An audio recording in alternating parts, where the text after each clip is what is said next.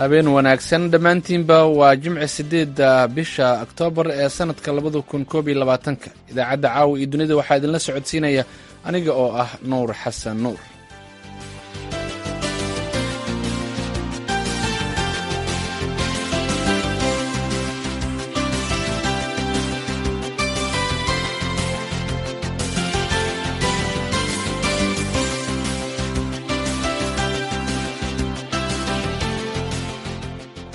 qodobada aan idin hayno waxaa ka mid ah Kenya oo sheegtay inaysan aqoonsan doonin go'aanka lagu wada inay soo saarto maxkamadda caalamiga ah ee cadaaladda ee ku saabsan muranka soohodinta badda ee kala dhexeeya Soomaaliya. duqeyn lala beegsaday saldhigyo ay kooxda Al-shabaab ku leeyihiin duleedka magaalada Garbaharey ee gobolka Gedo. barnaamijkii faaqidaada toddobaadka oo maanta oo caawa ku saabsan raafka ay Somaliland ka samaysay magaalada Laascaanood iyo waliba go'aankani wuxuu ahaa go'aan aniga shakhsiyan aan u arko go'aan fiican laakiin u baahnaa uun habka loo maamulo ama managementkiisu inuu ahaa in muddo la siiyo dadkaas tallaabo amni lagu suganay ma ahayn dadka waxay keenaysaa nacay iyo in Somaliland dadkeedii lasoo ururiyo oo Soomaalidii kale u aragto dad baas oo aan lana noolaan karin oo aan loo hoyin karin oo gobonimo ku jirin marka arrin aad iyo aad xun bay keenaysaa. qodobadaasi iyo warar kale ayaan idin haynaa balse intaasoo dhan waxaa ka soo horeeya warkii caalamka.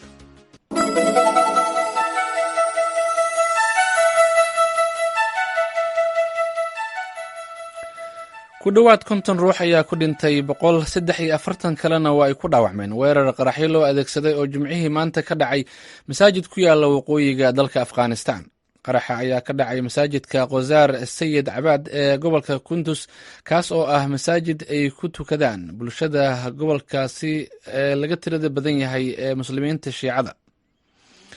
goobjoogayaal ayaa sheegay in qaraxa uu dhacay xilli lagu jiray salaadii Jimcaha ee maanta. afyeenka Taliban Zabihullah Mujahid ayaa sheegay in qaraxa ay ku dhinteen kuna dhaawacmeen dad ka mid ah bulshada Shiicada ee Afghanistan. ma jirto cid sheegatay mas'uuliyadda qaraxa ilaa ay hadda hase yeeshee qaraxaasi ayaa yimid maalmo yar kadib markii ay qaraxyo sidan oo kale ah ay ka dhaceen deegaanada ay Shiicada ku badan yihiin ee magaalada Kabul ee caasimadda Afghanistan kuwaasoo ay sheegteen kooxda Daesh. tani intii ay Taliban la wareegtay talada Afghanistan waxaa sii xoogeysanaya khatarta ay kala kulmayaan kooxda xafiiltanka kala dhexeeya ee Daesh kuwaasoo ilaa ay hadda 2 qarax ka fuliyay magaalada Kabul tan iyo bishii Agost. 2 saxafi oo u kala dhashay dalalka Ruushka iyo Filibiin ayaa jimcihii maanta ku guuleystay abaalmarinta nabadda ee Nobel Peace Prize ee sanadkan taasoo ay ku muteysteen u halgamidda xorriyadda hadalka. Maria Ressa iyo Dmitry Muratov ayaa la guddoonsiiyey abaalmarintan caalamiga ah ee nabadda kadib markii ay si dhiiranaan ku jirta ay ugu dagaalameen xorriyatul qowlka dalalkooda. Britt Reis Anderson oo ka mid ah madaxda guddiga Nobel ee dalka Norway ayaa sheegtay in labadani wariye aysan matalin kaliya dalalkooda balse sidoo kale ay wakiil ka yihiin dhammaan saxafiyiinta caalamka ee ku taagan difaacidda xorriyadda hadalka xilli ay aad u sii kordhayso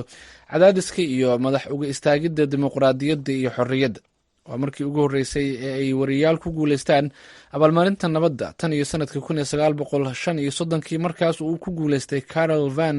Otswetsky oo ahaa wariye Jarmal ah. golaha Senadka Mareykanka ayaa Khamiistii shalay ansixiyey xeer u ogolaanaya dowladda Mareykanka inay si ku meel gaar ah sare uga qaado heerka xadaynta deymaha taasoo ka badbaadisay dowladda in ay bishan ku dhacdo qaandayn oo taariikhi ah. hase yeeshee weli waxa uu xeerkan u baahnaan doonaa in xubnaha labada xisbi u matala golayaasha sharci dejinta ay kasii doodi doonaan ilaa horaanta bisha Diseembar ee sanadkan. golaha Senadka ayaa xalay ugu codeeyay 61 mudane oo ogolaatay kadib markii ay 50 xubin oo dimuqraadi ah ay taageero ka heleen ilaa 11 mudane oo jamhuuri ah. taasi ayaana fursad u siinaysa aqalka cad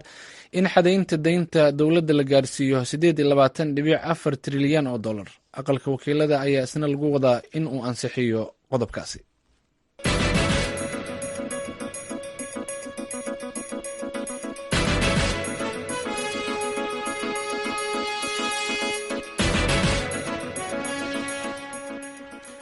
halka warkaasi aad kala socoteen dhegeystayaal waa Voice of America Washington. Habeen wanaagsan ayaan hawada idinka leenahay. Aan ku bilowna ee dowladda Kenya ayaa sheegtay inaysan u hoggaansami doonin go'aanka lagu wado toddobaadka dambe inuu ka soo baxo maxkamadda caalamiga ah ee cadaaladda loo soo gaabiyo ICJ, kaasi oo ku saabsan muranka xadka badda ee Soomaaliya iyo Kenya. Maxamed Bashiir Cabdiraxmaan ayaa warbixintan inooga diyaariyey. qoraal ka soo baxay wasaaradda arrimaha dibadda ee dalka Kenya ayaa lagu sheegay in Kenya ay horey uga baxday ka qaybgalka kiiskan, ayna sidoo kale ku biirtay dalal kale oo xubno ka ah qaramada midoobay, taasi oo ay ku aqoonsanayaan inay ka laabanayaan xukunka qasabka ah ee maxkamadda, sida ay wasaaradda arrimaha dibadda ee dalkaasi hadalka u dhigtay.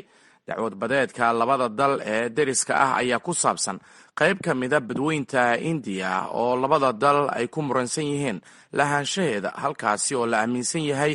inay ka buuxaan khayraadka dabiiciga ah ee saliidda iyo gaaska. xukunka maxkamadda ee kiiskan ayaa lagu wadaa in lagu dhawaaqo toddobaadka dambe, laakiin Kenya ayaa qoraalkeeda maanta waxay ku sheegtay in soo saarista xukunkan uu yahay gabagabada hannaan garsoor oo khaldan oo Kenya ay shaki ka qabtay kana baxday, sida ay wasaaradda arrimaha dibadda hadalka u dhigtay. xukunka ugu dambeeya ee maxkamadda ICJ ee cadaaladda adduunka ayaa ah mid aan racfaan laga qaadan karin, waxaana lagu dhawaaqi doonaa Talaadada soo socota. Kenya oo ah dal madax bannaan laguma qaadi doono maxkamad caalami ah iyadoo aan ogolaansho siinin, ayaa lagu yiri qoraalkan ka soo baxay dowladda Kenya, oo sidoo kale ku eedeeyay maxkamadda cadaaladdu inay u wajahday xalinta murankan si eex leh. Kenya waxay aaminsan tahay ayna si joogto ah u tilmaamaysay muddo dheer in xukunka maxkamadda dhan kasta oo u doonaba ha aadee uu sababi doono saameyn qoto dheer oo amni, siyaasadeed, bulsho iyo dhaqaale ee gobolka iyo meelo ka baxsanba, ayaa lagu yiri qoraalkan ka soo baxay wasaaradda arrimaha dibadda ee Kenya. Kenya ayaa bishii Maarch ee sanadkan waxa ay qaadacday dhegeysiyada maxkamadda ICJ ee kiiskan, kadib markii maxkamadan fadhigeedu yahay magaalada The Hague ee dalka Netherlands ay ka diiday Kenya in mar kale ay dhegeysiga kiiskan dib u dhigto. dowladdii uu madaxweynaha ka ahaa Xasan Sheekh Maxamuud ee Soomaaliya ayaa sanadkii 2014 waxa ay muran badeedka labada dal u gardhiibatay maxkamadda cadaaladda adduunka kadib markii ay sheegtay in ay fashilmeen wadahadallo diblomaasiyadeed oo lagu doonayay in murankaasi ay labada dal ku xalliyaan. labada dal ayaa ugu yaraan 2 mar xiriirkooda diblomaasiyadeed u go'ay, waxaana Kenya ay safiirkeeda Soomaaliya dib ugu yeeratay sanadkii 2019 kadib markii ay Kenya ku eedeysay Soomaaliya in sida ay sheegtay ay xaraashtay xirmooyin shidaal oo ku yaala aagga labada dal ay dacwadu ka taalo, iyadoo sanadkii tagayna ay Soomaaliya goysay xiriirka diblomaasiyadeed ee labada dal kadib markii ay Kenya dalkaasi ku martigelisay madaxweynaha maamulka goonida isku taagay ee Somaliland. xiriirka labada dal ayaa dib u soo noqday bishii Agost ee sanadkan kadib markii uu dalkaasi booqasho ku tagay ra'iisul wasaare Maxamed Xuseen Rooble oo la kulmay madaxweynaha dalkaasi Uhuru Kenyatta.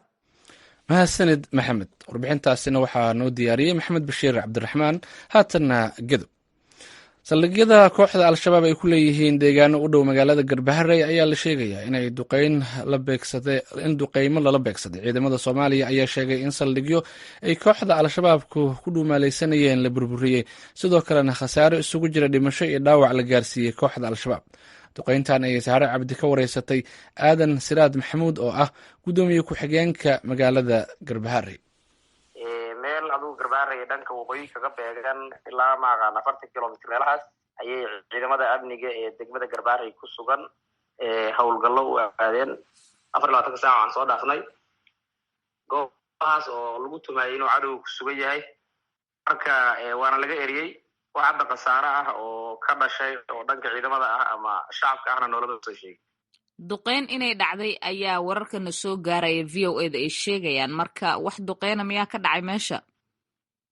walaal ciidamadu cirka iyo dhulkaba way howlgalayeen, waxaana lagu socday taargadyo oo maaragtay bartilmaameed ah. marka duqeynadaas iyo operationnadaas intaba way jireen, laakiin annagu yoolkanaga waxaa weeye in cadowgana la waxyeeleeyo, shacabka agagaa joogana laga ilaaliyo inay dhib gaaro. marka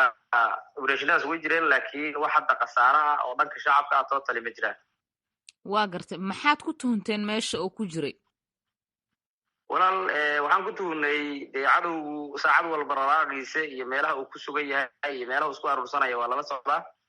dhanka kale Garbaharey waxay u diyaar garoobaysaa hanaankii doorashada oo waxay ka mid tahay 11 deegaan doorasho ee dalka Soomaaliya.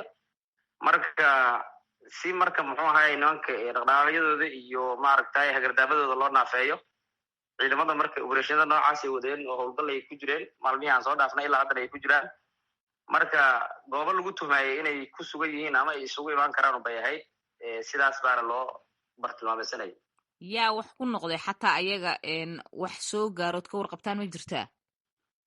walaal ayagu waxa weeye khasaarooyin baa nagula sheegayaa gaadiid gubtay iyo meelo ay ku sugnaayeen oo la waxyeeleeyey. marka laakiin dhanka xagga iyaga ah hadday ciidanka ahaan lahayd iyo hadday shacabka ahaan lahaydba wax khasaaraha ma jiraan. hab oo aad u casriyaysan baana ciidamada u howlgalayeen. marka waxa weeye wax hadda xagga iyaga khasaare ah ama shacabka oo khasaare naga soo gaaray midna ma jiraan. waa garta marka duqeynta xagga cirka miyay ahayd mase dhulka? walaal dhulka way howlgalayeen ciidamada. cirkana waxaa isticmaalayay diyaaradaha waxaana qayb ka ahaa ciidamada kumaandoosta gaarka ah yaa howlgalka qayb ka ahaa. marka labada dhanba uu ka socday operation. ma jirtaa in ciidamada Maraykanka ay ka qayb qaateen ama kuwa AMISOM ee jooga Soomaaliya meelo ka mid a? walaal may waxaa ka howlgalay meesha ciidamada xoogga dalka Soomaaliyeed iyo qaybtooda kumaandooska ee loo yaqaano danab. labadaas group oo isbeegsanayso macnaha iskaashanayso ayaa ka howlgalay. laakiin ma jiraan wax hadda ajnabi ah oo aan kuu sheegi karo oo qayb ka ahaa operationnadaas. kaasina waxa uu ahaa aadan siraad maxamuud oo ah guddoomiye ku-xigeenka magaalada Garbaharey. waxa uu khadka telefoonka ugu warramay wariyaha VOA-da Zahra Cabdi Axmed. qaramada midoobe ayaa sheegtay in isbahaysiga NATO uu qorsheynayo kana fakerayo sidii uu taageero u siin lahaa ciidamada Afrika ee dagaalka kula jira kooxaha jihadoonka ah ee ka dagaalama dalalka Burkina Faso, Niger iyo Mali. warbixintan waxaa soo jeedinaysa Sahre Ciidla Nuur. NATO waxay wadaa daraasado ay ku baadhayso dariiqooyin hor leh oo lagu caawinayo wadamada ku yaala saxaraha Afrika, kuwaasi oo 3 wadan oo ka mid a oo xuduuda wadaaga ay dhibaato xoogan ku hayaan ururada jihaadiyiinta ah ee xagjirka ahi. ururadan argagixisada ahi waxay wadamada Mali, Niger iyo Burkina Faso ku dileen kumanaan qof sida lagu sheegay warqad ka soo baxday xafiiska xogayaha guud ee qaramada midoobay Antonio Guterres oo khamiistii shalay lagu baahiyey warbaahinta AFP. Mr. Guterres waxa uu sheegay in uu ku qanacsan yahay baahida loo qabo in la sameeyo xafiiska qaramada midoobay leedahay oo taageera howlgallada lagu magacaabo G5 Sahel Force, sida in la sameeyo ilaa 5,000 oo askari oo ka kala socda wadamada Mali, Mauritania, Niger, Chad iyo Burkina Faso, kuwaasi oo mushaharka looga dhigayo dhaqaalaha ka yimaada qaramada midoobay. qaabkan cusub oo lagu wajahayo ayaa la filayaa inuu wax weyn ka bedelayo xaaladda wadamada dhibaatadaasi ka jirto. hase ahaatee Maraykanka oo ah dalka lacagta ugu badan ugu deeqa qaramada midoobay ayaa ilaa hadda diidan qorshahan oo ay riixayaan dalka Faransiiska iyo wadamo kale oo Afrikaan ahi. bishii Juunayna dhaaftay ayaa ku-xigeenka safiirka Maraykanka ee qaramada midoobay Mr. Jeffrey de Laurentiis waxa uu sheegay in dowladda Maraykanku ay doonayso in la kala qaado labada howlood ee kala ah in argagixisada lala dagaalamo iyo in la sugo ammaanka wadamada sida uu dhigayo qorshaha qaramada midoobay. Maraykanku wuxuu sheegay in kaalmada la siinayo wadamadaasi si toosa loo siin doono halkii loo sii marin lahaa sanduuqa qaramada midoobay maamusho. golaha ammaanka ee qaramada midoobay oo ay haatan guddoomiye ka tahay dowladda Kenya ayaa soo jeediyey in dhammaadka bishan guddi xaqiiqa raadina loo diro wadamada Niger iyo Mali si ay daraasad buuxda ugu soo sameeyaan xaaladda dhabta ah halkaasi ka jirta. aad ay u mahadsan tahay Sahre Ciidla Nuur oo warbixintaasi inoo soo jeedisay.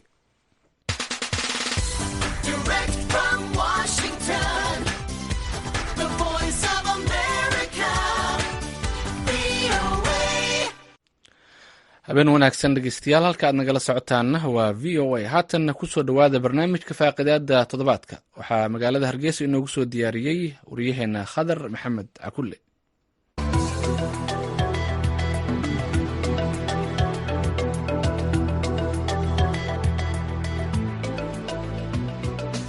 kulanti wacan wanaagsan maantiinba dhegaystayaal halkani waa laanta afka soomaaliga idaacadda v o a stuudiyaha magaalada hargeysa kusoo dhowaada barnaamijka faaqidaada toddobaadka oo aanu toddobaadkan kusoo diyaarinay islamarkaana idinka soo gudbinayna magaalada hargeysa.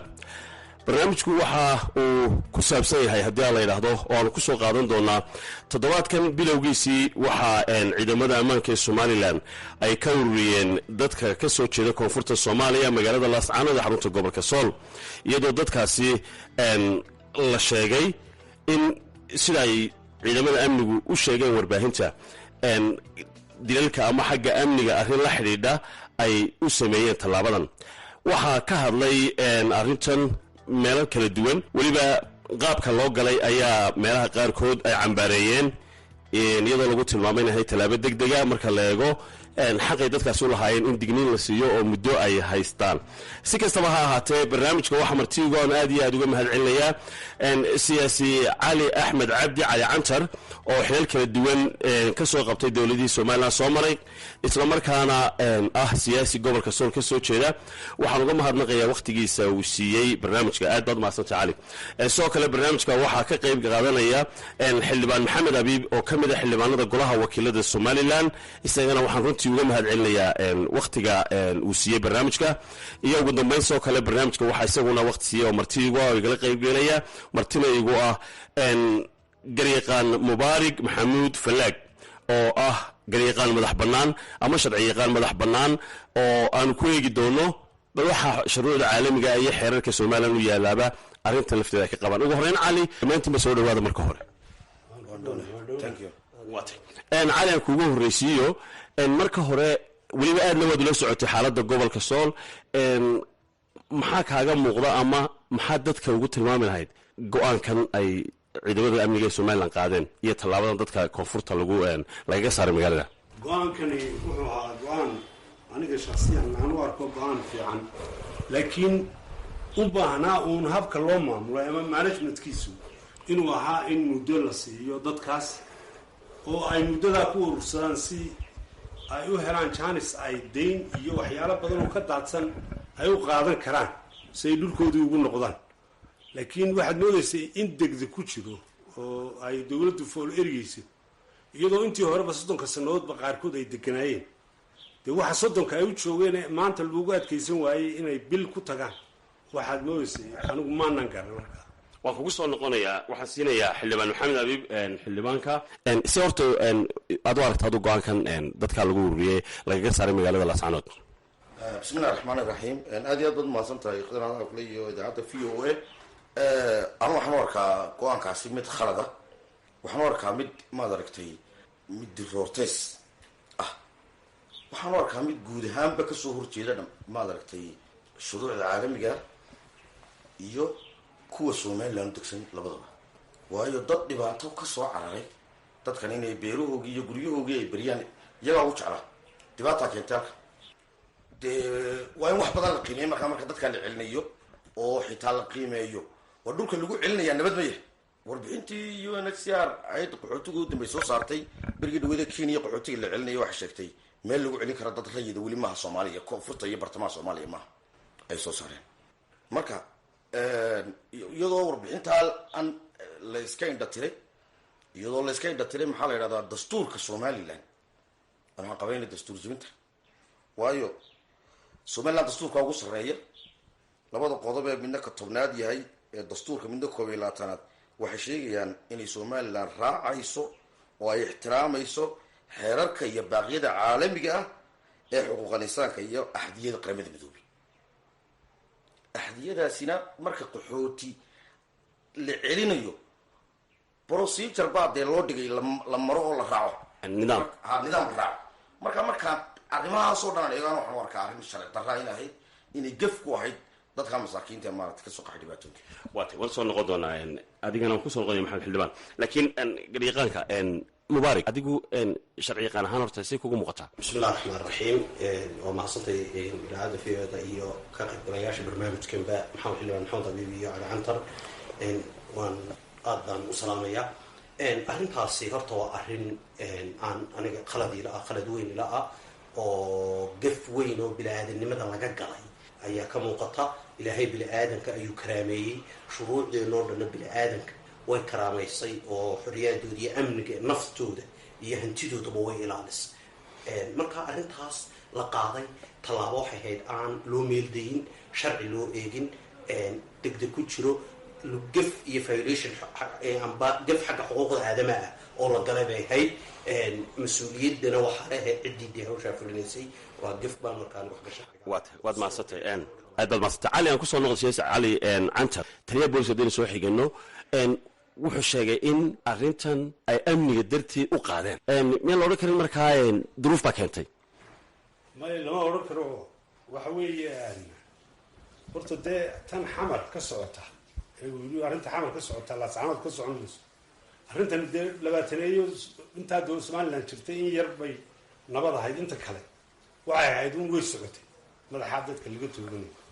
dowladduna way joogtay tii inay markaaba wax ka qabato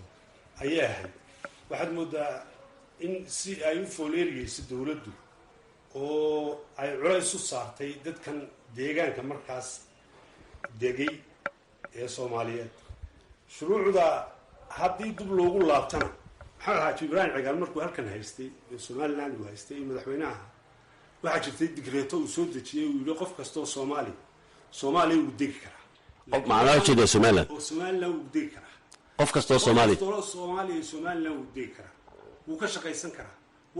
waa isku sharci ayaa ku wada dhacaya. qofka muwaadinkii wixii qabta ayuunbaa qabta.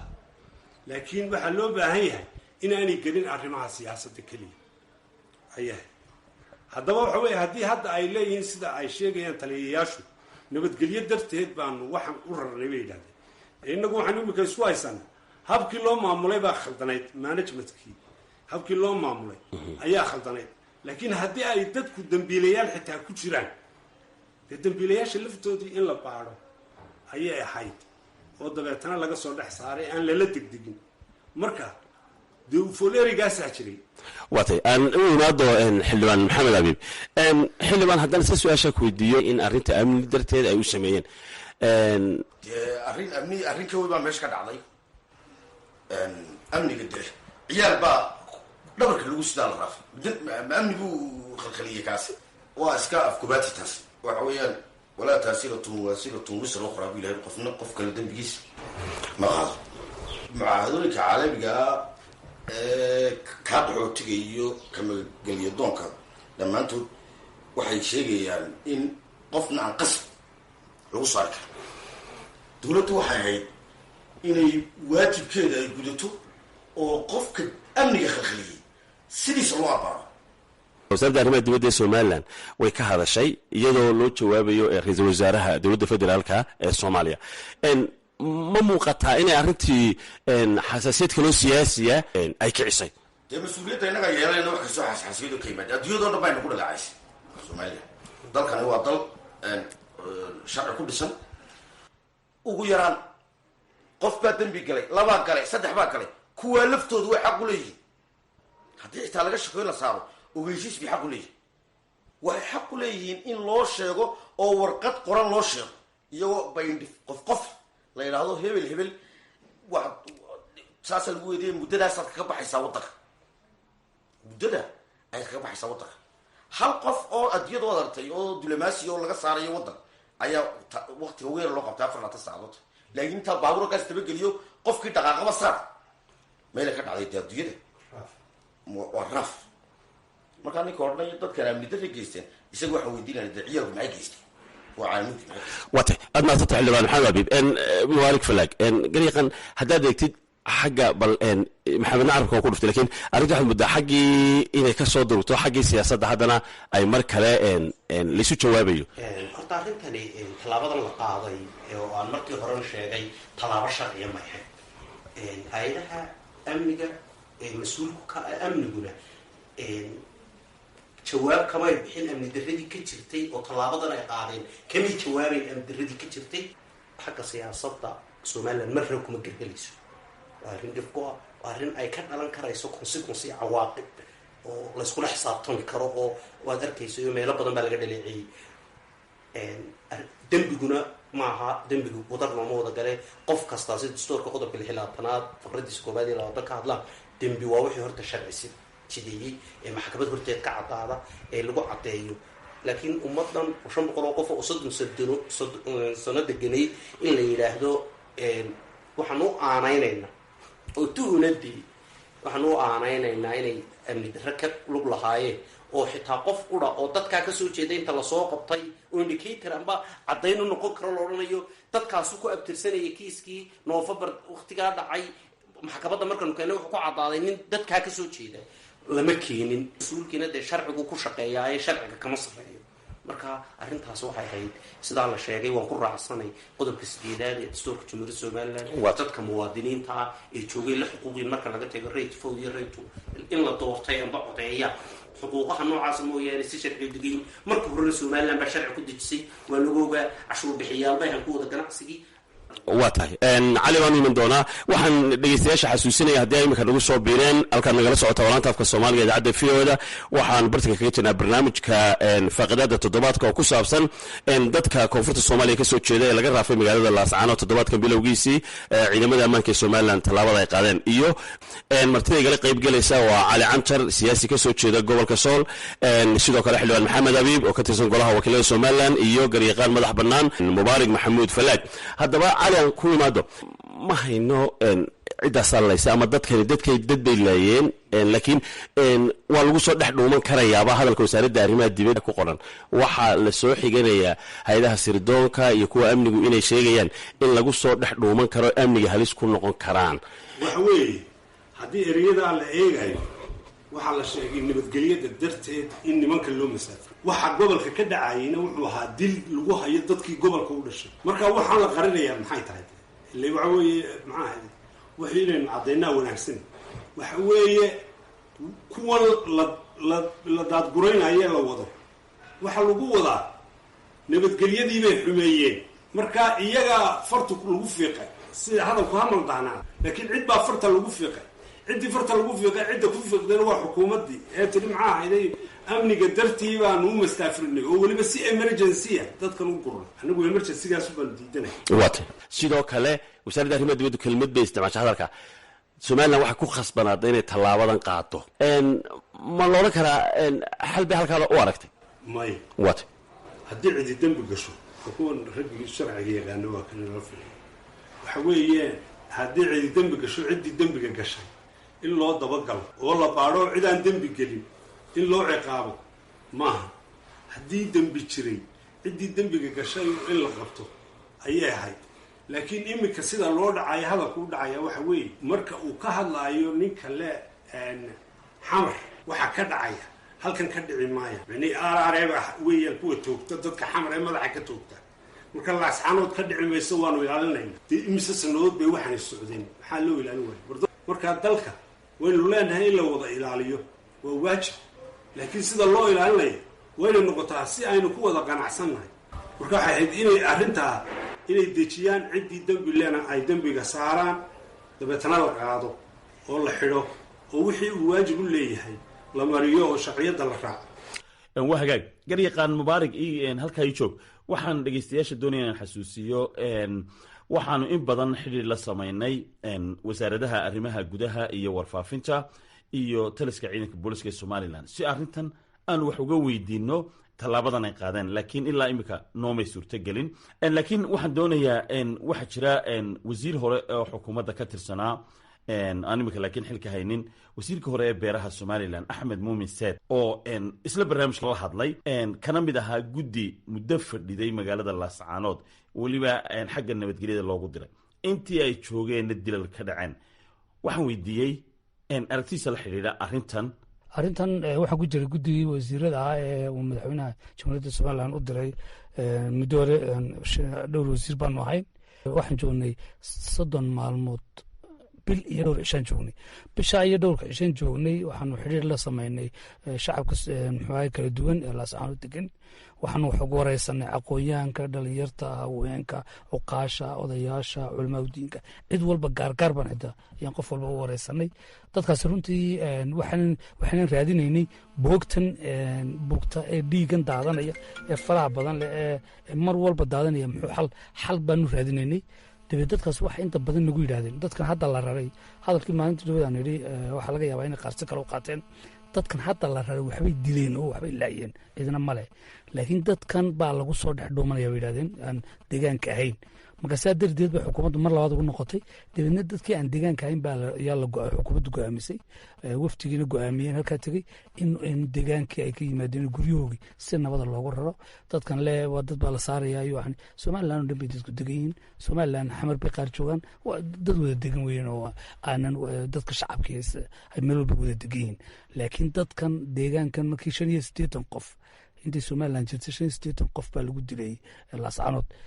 dilkan sababta keenaysa la baadi doonaya. waxa la gartay waxaan bal naburkan dhibaatada halka ka socotaa. marka tan waxay xukuumaddu aragtay xal baa loo arkay balta dadkii aan deegaanka inay dhulka kale Soomaaliyeed ka yimid in guryahoogii nabada lagu xiriyo bal in ay dhiigan daadanaya joogsado. waa intaa waa gartay. waxay ahayd dadka doodaya matalan arrintan waxa lagu doodaya waqti in la siyaabo ahayd. taasi miyaanay muuqanin? ma horta runtii waa horta muddo in la siiyo, laakiin xaaladan meesha ka taagan darteed ayay dowladuna muxuu ahaye ay golaha wasiiraduna iyo dadka deegaanka iyo guddida nabadgelyada ee laascaanoodba ama gobolka soolba waxaa la isla gartay in dadkan baabuurta loo diyaariyo oo la saaro, hantidoodana ay qaataan. mid ogowna qof kaste oo hanti haystay qof wada lahayn baa jira oo la xasiyay, laakiin hanti inta iyagu leeyihiin oo dadkaasi ay ka tegeen oo la dhacaya ma jirto. dadku waa dad islaama, nin wadada islaaminu nahay, nin hantiisa ma qaadanayo. waxa weeyaan markii la qaaday qof walba wuxuu lahaa ciduu kaga tegaya iyo cid ay wax wada lahayn baa jira. laakiin saaritaankan la saaray waa xal laga geyn waayey dilkan dhacay bal inuu joogsadeen kale. waxaa la dilaya waxa weeye waa dadka indhaha u ahaa reer laascaanood gobolka sool ama maalqabeenka ahaa ama madaxda ahaa ama ciidamada ahaa ama haween ha noqdaan haldoorka ayaa la dilaya. waa hagaag, waad mahadsan tahay. dhegeystayaalkaasi waxau ahaa wasiirkii hore ee wasaaradda beeraha Axmed Muumin Seed oo barnaamijkan faaqidaada toddobaadka la hadlayey. waatay aansiiyo markan mubaarig, dadkani gobolada somalilan bay ku nool yihiin, laascaanood qura kuma noola, inkastoo ay hay-adaha amniga ee somalilan sheegeen in laascaanood dilalka soo noqnoqonaya darteed iyo arrimo amni loo bartilmaameedsaday. maxay uga dhigan tahay dadka gobolada kale arrintan? de horta walaalo dembigu waa wax cad oo qofku kaloo ficil ku yimaado amba qowl oo la yaqaano oo deedna qofkii lasoo qabto dembigii lagu caddeeyo maxkamad la taago. marka horeba waxaanu kugu tuhunsanay inaad dil disho ma u dhigmaysay in caruurtii iyo dadkii la dareeriyo ayaa isweydiin la diyey oo amba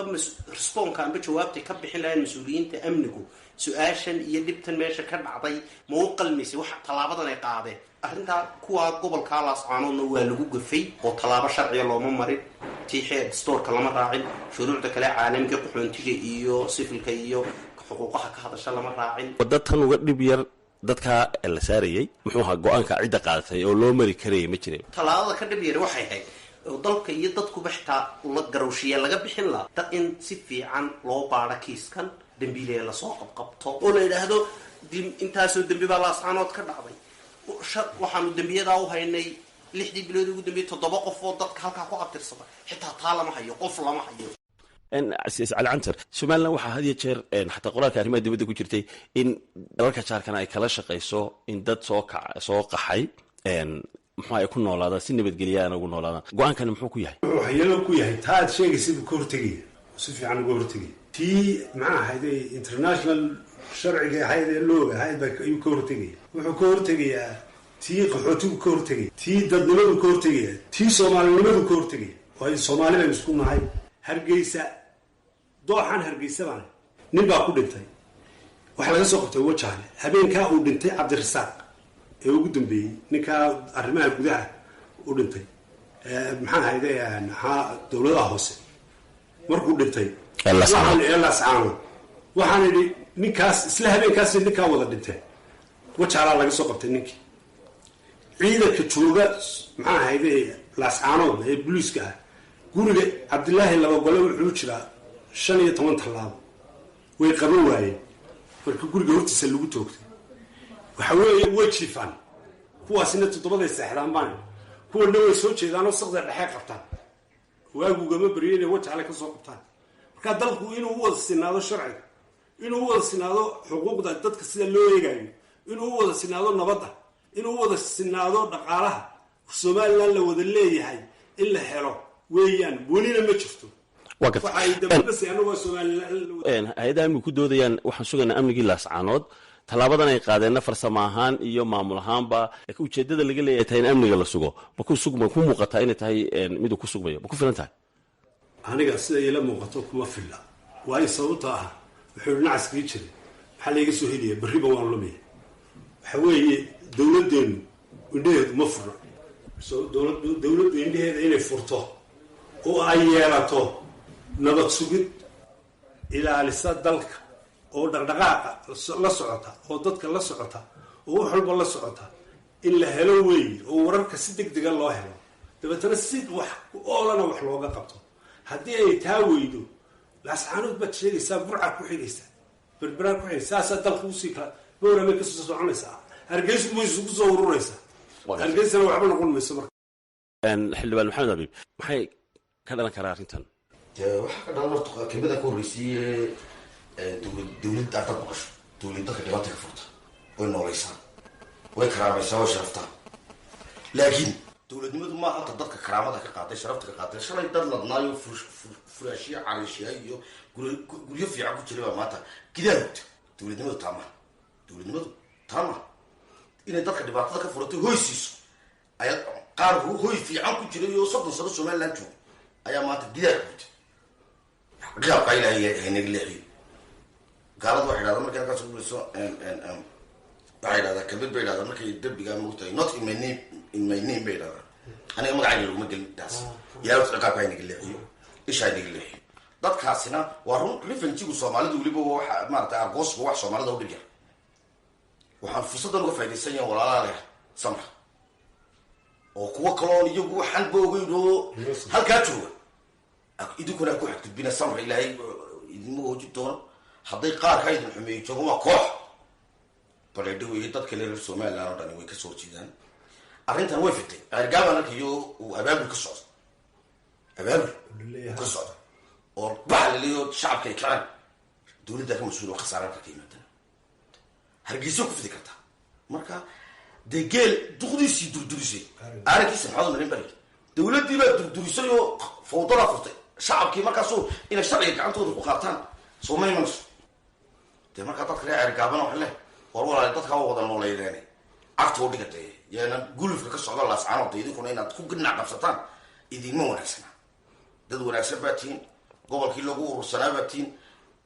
xamil oo dulqaato waliba dadka ilaaliya oo difaaco wax tiraadaan waa dadka wada nooleeyeen cidi dambilaad soo qorta diyo ganacsigan ilaahay ma rasa qof walba ku joogo ku qoraytay arrintan marka waxa ka dhaanaya isnacay baa ka dhalanaya dadka dhexdiisa dhibaato ku abuuraysa hadda imka soo dhexdeedii baa ay ka socotaan waxaa arkay ninka ra'iisul wasaaraha dowladda Soomaaliya fadhida problem isaga laftiisu ugu hadlay dee si macquula maahay gulufkii uu qayb ka noqdo waxay inuu ka hadlo gargaar in dadka la qabto gacanta lagu qabto bay hoofaya ayay heedeen isna de siyaasadii de mas-uuliyad maaha taasina de mas-uuliyad maaha marka waxa weeyaan dadku mas-uuliyiintii ilaahay uga baqan mas-uuliyadda fiican inay dadka riciyadda waa inay ilaaliyaan baa fiican inay aan marka halkaan maraye Somaliland ka bixin laascaanood jooga ismalhii garashalaan bay ka tahay waa gartay iyaga laftooda inta su'aal laga weydiiyaan mudan maxaa ka dhalan kara dadka Soomaalida shacabku waxbay wadaagaan dhulka Soomaaliyeed meel walba Soomaaliya way wada joogtaa arrintan ma saameyn kartaa ma ka dhalan kartaa nacayb Soomaalinimo dadka shacabka ma ka dhalan kartaa labada ka dhalan kartaayo maantaba wixii Somaliland u dhashay ee baydhabo ku nool way ogyihiin dhibaatada ku dhacday way dadkii kale marka sida loo geysto iyaguna way baqayeen tarar ba galayeen awal waxay ku joogeen nabad iyo wanaag iyo Soomaalinimo ay ku fadhiyeen oo danahooda ku haysteen marka way dhacaysaa waxa wey haddaad halkana tid forta hadda halkan haddaan wax ka erididna xaggaasa lagaa soo eriyay ma garata markaa dhibaato badan oo nabadgelyaha bay keenaysaa arrintani arrin xasaasi ahayd inay fadhfadhaan oo ay maganaysaa galaan dawladdeenu maan jeclayn anigu maxaa ahayday sida ay u gashay ee degdegaa ee dee la raafayo markii wixii dembi ahaa in la qabto wixii kale ee laga tuunsan yahay in la saaro laakiin dadka in la kala reebay waxaan dhegeystayaasha mar kale xasuusinaynaa in guud ahaan hay-adaha ku shaqada le arrintan in telefoonada ka jawaabid la-aantooda ee ka hadal la-aanta in laga wareysta arrintan hadday tahay arrimaha gudaha hadday tahay ciidamada booliska sidaa darteed dadka dhegeystayaasha mar kalean xasuusinaya doorkii dhinaca xukuumaddu ay arrinta wax ka odhan lahaayeen anaan anagu ka hayn maqnaanshahooda telefoonadana in badan aanu muxuu ahaye ku daalnay waatay mubaarig waxaan imanayaa isla su-aashii calian weydiiyey si guud maxaa ka dhalan karaba ka dhalan karta waa cawaaqib xun oo isnacayba oo dadka somalilan ee adduunyada ku firfirsan ee laga yaabo inay beer wadanka aada uma kala qaanay kulliyiin dhululka in ay cidhiidhi iyo amni darro iyo bililqaysi iyo xumaani ku dhacdo laga aargoosto waana sunno xun tallaabada qaadaysaa nirig xalaale hal xalaal nirig xaalaala ma dhashabay hayd tallaabo amni lagu sugana may hayn dadka waxay keenaysaa nacayb iyo in somalilan dadkeedii lasoo ururiyo oo soomaalidii kale u aragto dad baas oo aan lana noolaan karin oo aan loo hoyan karin oo gobonimo ku jirin marka arrin aada iyo aada xun bay keenaysaa xagga dhaqaalaha xagga socodka xagga wax walba way ka saameynaysaa waatay mubaarig waad mahadsantay isla maxamed inagoo xal ka weymaano gabagabadii barnamijka kusoo dhow lakiin aan su-aal ku raaciyo matalan haddii imika lascanood hadaladaynu xiganayno maadaama halkan aana cidi ka fadhin xukuumadda waxa weeye hadalladay soo saareen wasaaradda arrimaha dibadda iyo boolisku arrimaha dibadda waxaa ku jiray tallaabada somalilan way ku khasbanaatay waxaa kaloo ku jiray amniga lascanood darteed ayaa loo sameeyey haddii taa aynu xigino ma suuragalba in gobollo kale ay ku fido wayba fiday oo shacabkii dee waa kuwa gacanta ku qaatay wax la yidhahdo waan ku khasbanayna ma jirto dadkani waad garanaysaa nin horta dadka soo qaxeeya meelahan yimaadaay waa dadkii deganaaye colaada nacay wey intooda badan 90% wasna oo aada u nugulo nabad jacayl baa keenaalka ilama aha in qof dee fallaago oo dee lagama waayo qof fallaage inay dad si maaragtay kulana shira ama si guud dad u badheeri kara shar ama wax dili kara iyaga baa magageliya doona dee aad waad garanaysaa dee qofka reer somaliya garanaya markuu waddan shiiyo joogo dhulku isku nabaya war waddankani ilaa maanta sharcigeed wax ku qoran dadkii lixdankii aabayaashood jireen dad baa hanti kula fooqiyo kule 5 sannadood baad ingiriis ku wada qaadataan maxaa leedaha dhalashada markaad tagaan halka yaacan dee inaguna waddan baynu noo shuruucdii caalamigan aqbalnay ninka 30 sano ganacsi ku lahaa laascaanood ama boorame ku lahaa ama hargeysa ku lahaa xaq wuxuu leeyahay inuu sharcigiisa u itaaq lahaa xaq uu lahaa haddii weli dastuurka aan la fulino dastuurkii weli arrintaa xidhay waxay in la sii ixtiraamo si isfahma lagu ixtiraamo iyadoo lagu qiimeeyo oo lagu shafado mubaarig inagoo gabagabada imaanna waxa kelmadaasu baanu xiganaynaa amniga laascaanood baa lagu magacaabay in dadkan loo saaray suuragal ba in gobollo kale ay ku fido de waa arrin iska hor imaada oo tanaaqud isku samaynaysa haddii ay u jeedeen ay dhahdeen tallaabadan waxaanu u qaadnay in aanu laascaanood amni darradii iyo dilkii ka dhacayay jawaabteedii haddana gobollo kale oo aanay waxba ka dhicin ay farafareeyaan dee waa arrin dad target group oo dad qura uun la beegsanayo oo qof aan waxba gelin oo inoosan oo dembilaawo ahoo somalilan sharci kusoo galo sharci ku degan oo ku ganacsanayo oo ku dhalay oo ku dhaqmay lagu saarayo maya waa arrin weyn oo iska hor imanaysa oo hadalkoodii bay burinaysaaba waa burin markuu tusaale ahaan hadalka ay leeyihiin amnigii baanu dartii baanu tan u qaadnay ee haddana ay leeyihiin gobollo kale aanu geynayna waa arrin ka hor imanaysa sharciga iyo qaynuunka iyo xitaa go-aankoodii bay burinaysaayoo ay ka dhigaysa waxba kama jiraan markaa waxaan kelmad kalaan ku darsanayaa unoo ah arrintaasi sharci iyo caqli midna suurtagalumay ahayn dariiqa loo maray habraaca loo maray sida loo gacanta loo maroojiyey loo dadejiyey waxaasoo dhan shuruucdeenna dastuurkeenna shareecada islaamka xeerarka caalamiga ah ee somalilandna ay aqbashay ka midkaa waxaasoo dhan waa arrin waa la jibiyey looma aabaynin lama eegin sharci looma raacin wadankuna waa wadan dee curdina soo korayo siduu sharciga u ictiraamo ayaa beesha caalamka iyo adduunyada ku aaminaysaayo ay lagu maalgashanayaayo lagu soo degayaayo laakiin meel waxaas rikoorkii u gelaya haddii rikoor xun kuu galaanoo liisanka aad qaadanaysa imika inaad shil badanta ay kuugu jirto meel liisan lagu siinayo aad iyo aad baanan arrintaa xalkii baan umanaa lakin cali su-aasha aan ku weydiiya adiga laftigaa imika tusaale ahaan gobollo kale lasoo hadal qaaday marka amnigii laascaanood haddii gaar u ahayd arrintani ma muuqato waayo sababto hadda waxay sheegaysaa haddii gobollada kale la tago dee taarget in loo yahay reer in la doonayo in laga saaro dal taasina waa waxyaalaha mamnuuca inaga ah tanaa lagu khaldamee khalad kale aan galo haddana oo adduunka o dhan qaayiliyo oo ceerigaabo way joogaan burcana way joogaan dee berrinta toba dheer baa ku xigaysa ceerigaabo waxay maqlahay 15 cisho ha kaga baxaan laakiin weli lama hayo qoraal cad oo rasmiya laakiin dadka deegaanka ah ee ceerigaabo degan waxa weeye hadii jiray haytrin baa imanay nacbaasho ay oranayaan waxa iyagiiba ka shaqaystaan waxa iyagiiba sidaan dadka qaar waxa weeye in ay loo ogolaado maaha dawladda ka hortaagneyd iyo sharciga haddii dadka galeelo sharciga gacanta ku qaata dee dadka way eryanayaan waa gartay dawladdu damaanadii ay qaatay waa inay fulisaa tan imika laynagu haysto mid ka daran ayaa imanaysa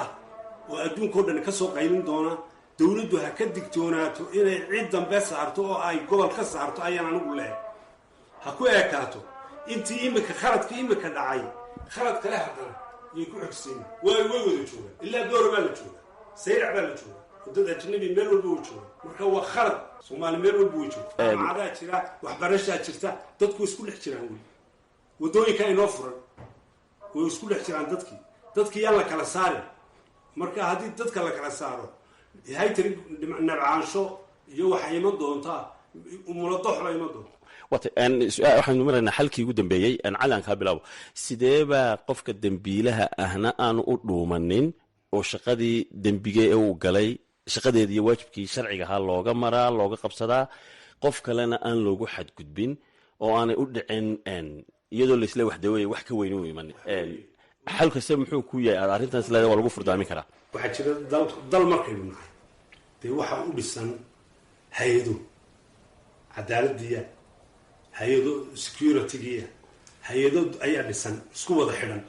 waa inay hay-adahaas isku wada xidhan yihin waa in la heli karaa qofkaas dembiilaha oo keliya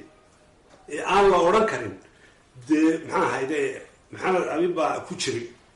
oo lagu dari kara ee lagu dari karaa un in adigu dembiga kugu ekaado haddii laakiin la yidhahdo dadkao dhan baa dembiilayaala sidaa imika dhacday oo welina la leeyahay waa la wadaa dawladdu yay jeedinayn indhaha dadka yay ku jeedinayn meel kale wixii iyadu ay ku khasaartay inay ku jeediso cid kale maaha waxaan odhan lahaa dawladdu ha ka waantowdo in ummadahayna hadal hayaan inaynu sideenna hore u dhaqanno inaynu nahano dal la leeyahay waxbuu hiranayaayo meel buu ku socdaayo dee wuxuu leeyahay gool buu leeyahay uu ku socdo inuu ka mid noqdo adduunka dal adduunka ka mid noqda laakiin sidan imika ma nahina waxaa laynagu celiyay 1990 waatay aad baad mahadsantay cali waatay mubaarig su-aasha hadda khadar ka jawaabo waan ku raacsanay cali intaa uu ka jawaabayba waxa weeye waxay arrintaa noqonaysaa xalkeedu hay-adaha amniga oo xilkooda u guta xilkoodii waajibaadkooda guta oo cadaaladda hor keena ciddii dembiga gashay oo baadha ilaalisa amniga muwaadiniinta iyo mas-uuliyiinta iyo qorweynta lalaynayna ilaaliso xil iska saarta oo si feejigaan leh u ilaalisa oo ciddii sharciga ku gaftana sharciga horkeento waay xildhibaan maxamed ali ugu dambeyn xal sidee dembiilaha ay waajibkeeda uga gudan kartaa dawladdu iyadoo aan ku xadgudbin dad kale aan waxba geysanin soomaaliya lagu taqaanaayo aqoon buu leedahay sida dembiilaha loo soo qabto dadka kalena loo ilaaliyo aqoon dheer buu leedahay kaysas ay adag tahay la soo baaraa buu soo baarayno cidda kuwa siiyo kuwa baaris lagu helayo banaanka la keenayo saa loo kala saro ciddii cadaaladda xaq ula dina mariyeen la mariyay intii kalena fasax la siiyey dee dalku waa dalkiiyo dee tiyaa shaqayso xalku wax wey war waxaad geysateen waa geysateen joojiya hortaaga in lagu joojiyaan soo jeedinaynaa intaad geysateen waa geysateen inayna tallaabadii sii socono dadka inta hadhay aad ka joojisaan maxaa la idhahdaa fadqalalada iyo dhibaatada iyo qixinta iyo cayrinta iyo werwerka aad ku abuurteen oo bayaan ku soo baxo madaxweynaha jamhuuriyadda waxaan usoo jeedinayaa mudan muuse biyo cabdi inuu qoraal ka soo saaro oo go-aan madaxweyne oo sharafta qarannimada iyo ummaddan madaxweyneha u yahay si aan magaxum uga raacin adduunyada kale iyo dadkaynu walaalahanay soomaaliyeed inuu qoraal soo saaro apologies ka bixiyay intii dhacday inta dambana u ihahda nabadgeliyaa ku joogaysaan ilaa qof isagu dambi gala mooyaane inuu tallaabo ka qaado raggii waxaa sameeyey madaxweynaha suu magaciisa u badbaadiyo magaca ummadda somaliland uu badbaadiyo waa waajib weyaan ayaa ka ratimeeya. waa hagaag dhegaystayaal intaasi waxaan kusoo gebagabeynayaa barnaamijka faaqidaada toddobaadka idaacadda v o edu ka imanayay toddobaadkan magaalada hargeysa waxaana ku saabsanaa oonu kaga hadlaynay tallaabada somalilan ay kaga saartay magaalada laascaanood dadka u dhashay koonfurta soomaaliya. barnaamijkan waxaa igala qaybgelaya oon ugu mahadnaqaya wakhtigooda siyaasi cali axmed cabdi cali cantar oo ah siyaasi ka soo jeeda gobolka sool. sidoo kale barnaamijka waxaa igu marti ahaa oo igala qaybgelayay xildhibaan maxamed abiib oo ka tirsan golaha wakiilada ee somalilan iyo sharciyaqaan mubaarig maxamuud fallaag. dhammaantii waa ku mahadsantihiin wakhtigiina nasiseen dhegaystayaal. barnaamijkii faaqidaada toddobaadku intaa ayuu ku dhan yahay tan iyo kulan dambe waa anigoo khadar maxamed cakuulo idinkaga tegaya sidaa iyo nabadgelyo.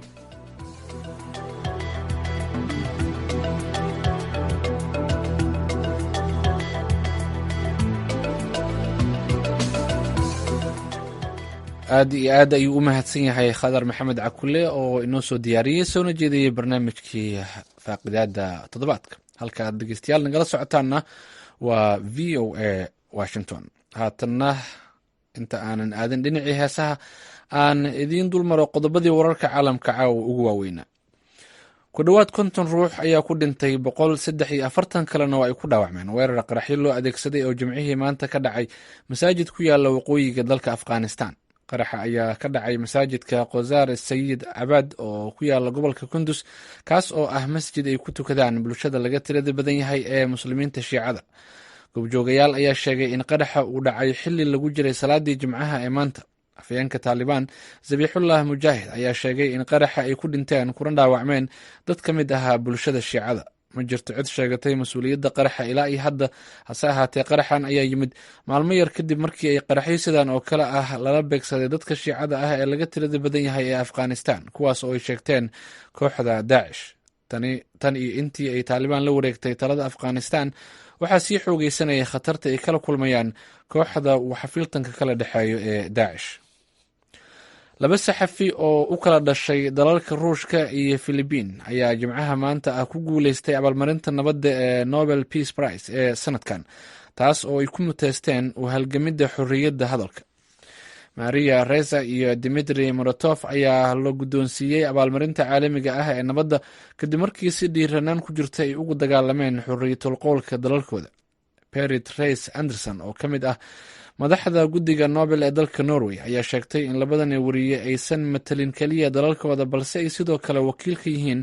dhammaan saxafiyiinta caalamka ee u taagan difaacidda xorriyadda hadalka xilli ay aad usii kordhayso cadaadiska iyo madax uga istaagidda dimuqraadiyadda iyo xorriyadda. waa markii ugu horreysay ee ay saxafiyiin ku guuleystaan abaalmarinta nabadda tan iyo sanadka 1935. golaha senadka mareykanka ayaa khamiistii ansixiyey xeer u ogolaanaya dowladda mareykanka inay si kumeel gaar ah sare ugu qaado heerka xadaynta deymaha, taas oo ka badbaadisay dowladda in ay bishan ku dhacdo qaandayn oo taariikhi ah. hase yeeshee weli waxa uu xeerkani u baahnaan doonaa in xubnaha labada xisbi ee u matala golayaasha sharci dejinta mareykanka ay kasii doodi doonaan ilaa horaanta bisha disembar ee sanadkan. golaha sanadka ayaa xalay ugu codeeyey 61 mudane oo ogolaatay kadib markii ay 50 xubin ee dimuqraadigu ay taageero ka heleen ilaa iyo 11 mudane oo jamhuuri ah. taasi ayaana fursad u siinaysa dowladda ama maamulka aqalka cad in xadaynta deynta dowladda la gaarsiiyo 28.4 trilyan oo dollarka mareykanka ah. aqalka wakiilada ayaa isna lagu wadaa in uu ansixiyo. habeen wanaagsan dhammaantiinba, waa jimci 8 bisha oktoobar ee sanadka 2021. idaacadda caawa iyo dunida waxaa idinla socodsiinaya aniga oo ah nuur xasan nuur.